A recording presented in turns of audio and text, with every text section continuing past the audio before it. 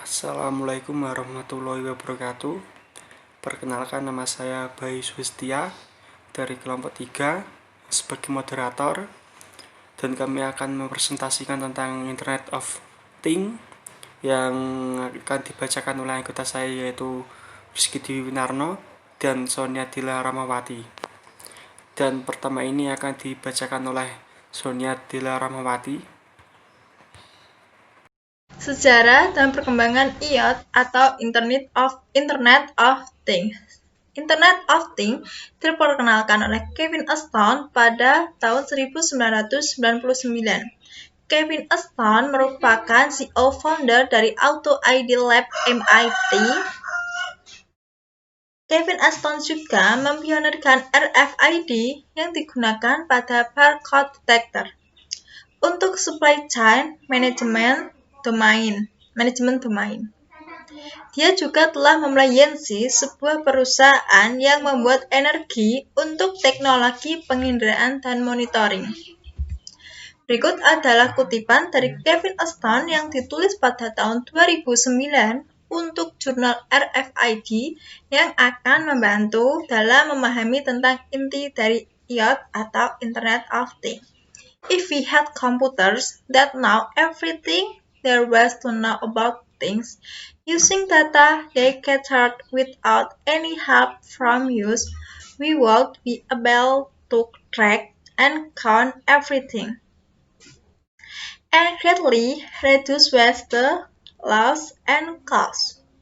We would know when things need replacing, repairing, or recalling, and whether they were fresh or past their best.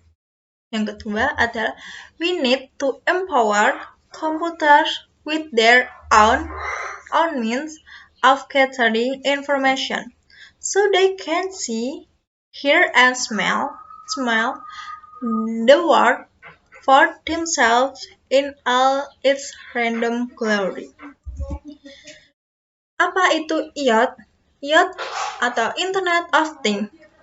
Pada konteks IoT dapat berupa perangkat apa saja dengan sender internal apapun yang memiliki kemampuan untuk mengumpulkan dan mentransfer data melalui jaringan tanpa intervensi manual. Teknologi tertanam dalam objek membantu perangkat IoT atau Internet of Things untuk berinteraksi dengan keadaan internal dan lingkungan eksternal, yang pada gilirannya membantu dalam proses pengambilan keputusan.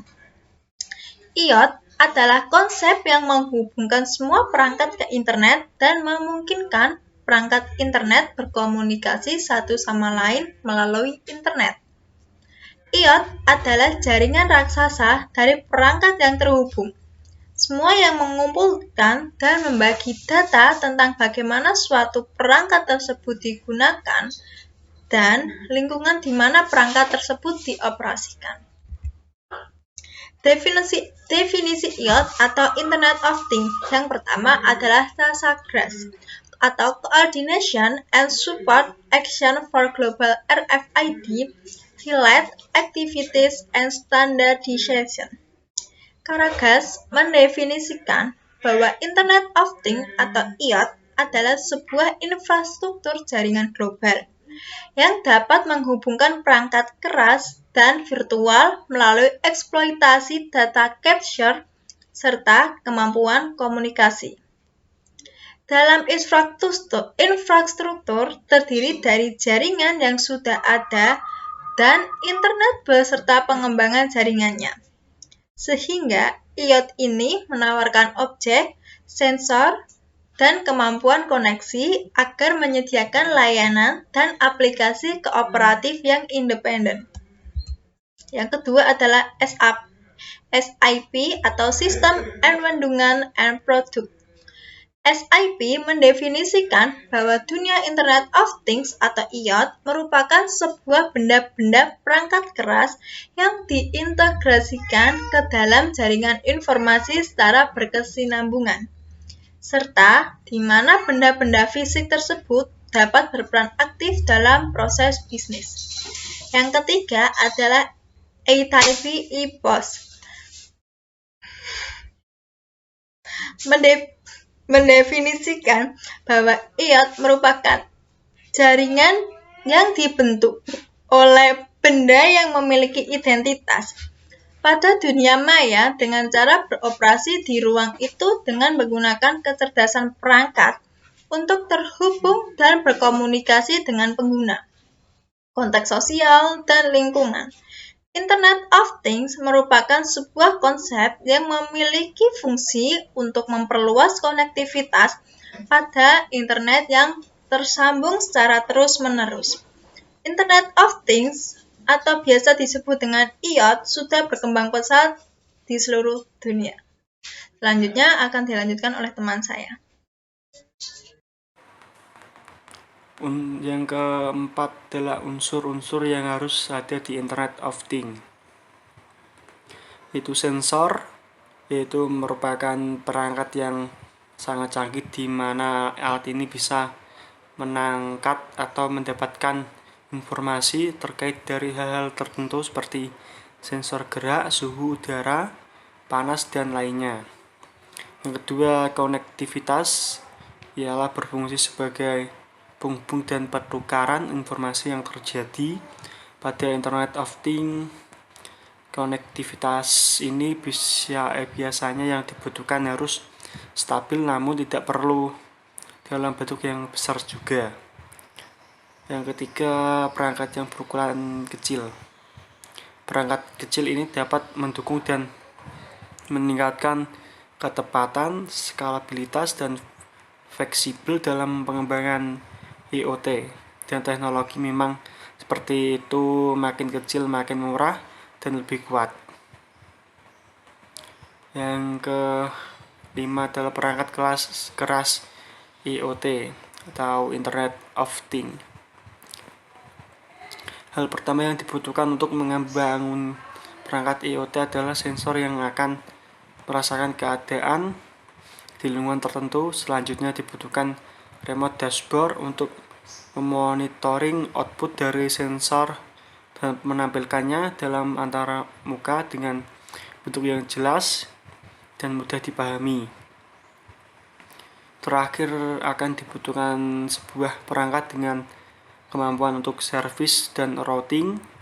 Tugas utama dari sistem adalah mendeteksi kondisi spesifik dan mengambil tindakan sesuai. Salah satu yang perlu diingat adalah mengamankan komunikasi antara perangkat dan dashboard. Perangkat yang paling penting yang sangat berkontribusi pada IoT adalah telepon seluler atau smartphone, aplikasi seluler yang berkontribusi dalam revolusi dunia teknologi. Ponsel yang sudah terbungkus dengan aplikasi dan sensor yang memberikan banyak informasi tentang penggunanya. Aplikasi ponsel tersebut memiliki informasi geolokasi, dapat merasakan dan melacak kondisi cahaya, orientasi perangkat, dan lebih banyak Bluetooth dan data seluler yang membantu suatu perangkat berkomunikasi dengan perangkat lain. Jadi karena kualitas standar ponsel ini yang merupakan inti dari ekosistem IoT hari ini, smartphone dapat berinteraksi dengan smartwatch dan fitness band untuk lebih mudah dan meningkatkan pengalaman pengguna. IoT dalam berbagai bidang atau dominan, yaitu satu, aplikasi energi. Tingkat energi telah meningkat menjadi naluri yang hebat individu dan organisasi. Kedua, mencari cara untuk mengurangi dan mengendalikan konsumsi energi. IoT menyediakan cara untuk tidak hanya memonitor pengguna energi pada tingkat alat industri tetapi juga di tingkat rumah, tingkat jaringan, atau biasa berada di tingkat distribusi. Smart meter dan smart grid digunakan untuk memonitor konsumsi energi. Ia juga mendeteksi ancaman terhadap kinerja dan stabilitas sistem yang melindungi peralatan dan downtime dan kerusakan. Yang kedua, aplikasi kesehatan. Jam tangan cerdas dan perangkat fitness telah mengubah frekuensi pemantauan kesehatan. Seseorang dapat memantau kesehatan mereka sendiri secara berkala. Tidak hanya ini, sekarang jika seorang pasien datang ke rumah sakit dengan ambulan, pada saat dia mencapai rumah sakit, laporan kesehatan diagnosis oleh dokter dan rumah sakit segera memulai perawatan. Data yang dikumpulkan dari beberapa aplikasi perawatan kesehatan sekarang dikumpulkan dan digunakan untuk menganalisis berbagai penyakit dan menemukan metode yang tepat untuk menyembuhkannya. Yang ketiga, edukasi. IoT memberikan bantuan edukasi yang membantu dalam memenuhi kesenjangan dalam bidang pendidikan. Tidak hanya meningkatkan kualitas pendidikan, tetapi juga mengoptimalkan biaya dan meningkatkan manajemen dengan mempertimbangkan respon dan kinerja siswa. Yang keempat, pemerintahan. Pemerintahan berusaha membangun kota pintar atau smart city menggunakan solusi IoT. IoT meningkatkan sistem penyediaan angkatan bersenjata. IoT memberikan keamanan yang lebih baik dari seluruh perbatasan melalui perangkat yang murah dan berkinerja tinggi. IoT membantu instansi pemerintah untuk memonitor data secara real dan time dan meningkatkan layanan mereka seperti perawatan kesehatan, transportasi, pendidikan, dan lain-lain. Polusi udara dan air melalui berbagai sensor. Kita dapat mendeteksi populasi di udara dan air dengan sampling. Hal ini membantu dan mencegah kontaminasi substansial dan bencana yang terkait. IoT memungkinkan operasi untuk minimalkan intervensi manusia dalam analisis pemantauan sistem pertanian. Sistem secara otomatis mendeteksi perubahan pada tanaman, tanah, lingkungan, dan lainnya. Transportasi. IoT telah mengubah sektor transportasi. Sekarang dunia telah memiliki mobil self-driving dengan menggunakan beberapa sensor lampu yang lalu dapat melalui lalu lintas dan beralih secara otomatis. Bantuan parkir memberi kita lokasi tempat parkir dan lain-lain. Juga berbagai sensor di kendaraan pribadi menunjukkan informasi tentang status kendaraan saat ini, sehingga pengemudi tidak menghadapi masalah ataupun saat mengemudi. Pemasaran produk menggunakan IoT. Suatu organisasi dapat menganalisis dan menanggapi preferensi pelanggan dengan lebih baik dan mengirimkan konten solusi relevan. Hal ini membantu dalam meningkatkan strategi bisnis secara real dan time. Selanjutnya akan dibacakan oleh Rizky Dwi Winarno.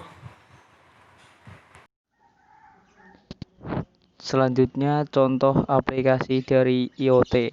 Yang pertama ada Nest Smart Thermostat, yaitu salah satu teknologi Internet of Things Indonesia yang sudah banyak dicicipi oleh masyarakat Indonesia. Adalah Nest Smart Thermostat, termostat cerdas yang terhubung ke internet. Nest belajar rutinitas keluarga Anda dan secara otomatis akan menyesuaikan suhu berdasarkan ketika Anda di rumah atau jauh, hidup atau mati, panas atau dingin, untuk membuat rumah Anda lebih efisien dan membantu Anda menghemat tagihan. Aplikasi seluler memungkinkan Anda untuk mengedit jadwal, mengubah suhu Anda jauh dari rumah, dan bahkan menerima peringatan ketika terlihat seperti sesuatu yang tidak beres dengan pemanasan atau sistem pendingin. Yang kedua, Wemo Switch Smart Plug, yaitu salah satu perangkat yang paling berguna dalam kisaran Belkin untuk WEMO terhubung perangkat rumah di switch plug cerdas.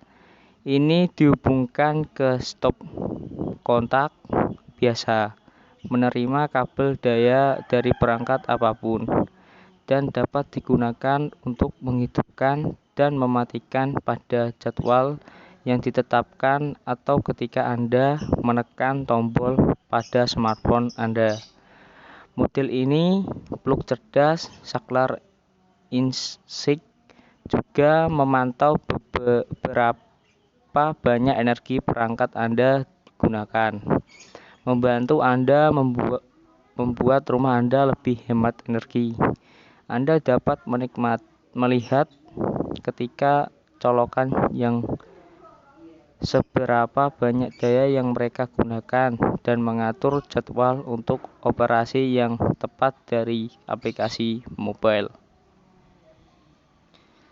Selanjutnya ada Philips Hue Smart Bulbs, yaitu sistem pencahayaan Philips Hue adalah yang paling populer dari lampu pintar yang saat ini tersedia. Pertama, warna lampu Philips Hue dapat berubah warna sesuai Anda pilih. Mereka bahkan akan cocok dengan nada dalam foto yang Anda upload melalui aplikasi. Mereka juga dapat dihidupkan dan dimatikan pada jadwal atau dari smartphone Anda. Dan lampu Hue bahkan dapat disinkronkan dengan musik Anda untuk suara dan cahaya partai mengagumkan. Perusahaan lain mulai melepaskan alat pintar juga membuat ini lebih niche kompetitif, seperti Lumen, Illumi, dan Belkin semua memiliki versi mereka sendiri dari teknologi ini. Seperti kebanyakan perangkat rumah pintar IoT lainnya, ini dapat membantu Anda menyimpan uang pada energi serta memiliki banyak menyenangkan bermain-main dengan lampu Anda. Selanjutnya, Aux Smart Lock. Dengan kunci pintar ini, Anda tidak perlu kunci lagi untuk membuka pintu ketika Anda tiba di rumah. Anda dapat memberikan kunci tamu untuk teman-teman atau siapapun yang Anda mau. Dan Anda bisa mencabut kunci tersebut ketika Anda tidak lagi ingin memberikan orang akses ke rumah Anda. Keypad opsional berarti Anda dapat mengatur kode untuk membuka pintu Anda. Jika Anda tidak sedang membawa ponsel, Anda bahkan dapat melihat log aktivitas dan memberikan akses dari smartphone Anda dari jarak jauh. Sistem keamanan pintar menjadi lebih populer dengan meningkatnya pilihan, dan kunci pintar seperti ini adalah tempat yang bagus untuk memulai. Selanjutnya, manfaat IoT. Yang pertama, monitoring lingkungan. IoT dapat digunakan untuk melihat kondisi air secara real time di waduk, irigasi bagi para petani ataupun peternak untuk informasi debit air masih banyak atau tinggal sedikit di laut sebagai mitigasi bencana ke para pelaut dan nelayan. Dengan monitoring ini kita melihat pergerakan jenis usaha kiat tiap hari dan tiap bulan selama beberapa tahun untuk melihat grafik naik turunnya usaha. Selanjutnya, pengolahan infrastruktur. Untuk pengolahan infrastruktur, sekarang sudah ada MRT Jakarta, singkatan dari Moda Raya Terpadu Jakarta atau Jakarta Mass Rapid Transit. Adalah sebuah sistem transportasi transit cepat menggunakan kereta rel listrik di Jakarta. Kereta cepat IoT tidak dapat dipakai untuk mendeteksi kondisi jalur kereta aman atau tidak untuk dilintasi, sehingga palang pintu kereta akan terbuka secara otomatis tanpa harus khawatir penjaga kereta sedang terlelap tidur. Selanjutnya, sensor peralatan. Kebanyakan biaya konsumsi peralatan di pertambangan diukur berdasarkan kapasitas dan pengalaman saja. Tetapi dengan IoT, perusahaan tambang dapat mengukur peralatan mana yang BBM-nya sudah mau habis. Beberapa stok BBM di sheet peralatan mana yang olinya harus diganti dan lain sebagainya, sehingga dapat terukur secara cepat dan tepat. Hal ini sangat memungkinkan karena modul IoT dapat memberikan informasi langsung dari mesin atau peralatan di tambang. Demikian untuk perkapalan, di pabrik industri, dan juga tentunya di infrastruktur IT, perkantoran modern. Ada juga sensor RFID pada helm untuk meminimalisir terjadi kecelakaan. Selanjutnya di bidang kesehatan, IoT yang merambah pada pengguna elektronik rumahan dapat memudahkan orang untuk berbagai hal, misal untuk listrik seperti AC sleep. Jika Anda lupa mematikannya, maka biaya listrik akan mahal. Dengan aplikasi Home Manager, Anda dapat mematikan AC dan lampu di rumah atau menyalakannya kembali sebelum Anda tiba di rumah. Gedung perkantoran dapat lebih mengoptimalkan seluruh fasilitas yang ada, baik untuk penghematan listrik maupun untuk pengendalian gedung terintegrasi. Selanjutnya yaitu cara kerja IoT. Cara kerja Internet of Things yaitu dengan memanfaatkan sebuah instruksi pemrograman yang dimana tiap-tiap pemerintah argumennya itu dapat menghasilkan sebuah interaksi antara sesama perangkat yang saling terhubung atau sama lainnya secara otomatis tanpa campur tangan manusia. Yang kedua, bahkan dalam jarak yang jauh sekalipun, internet dapat menjadi penghubung di antara kedua interaksi perangkat tersebut. Sementara manusia hanya bertugas sebagai pengatur dan pengawas bekerjanya alat tersebut secara langsung. Tantangan terbesar dalam dunia Internet of Things lainnya menyusun jaringan komunikasinya sendiri, yang dimana jaringan tersebut sangat kompleks dan memerlukan sistem keamanan yang ketat. Selain itu, biaya operasional yang mahal sering menjadi penyebab kegagalan yang berujung pada kegagalan produksi.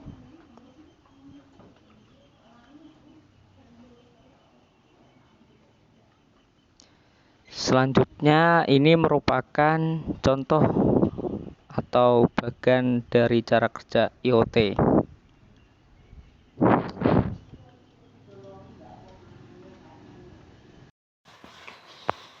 Penutup dan kesimpulan.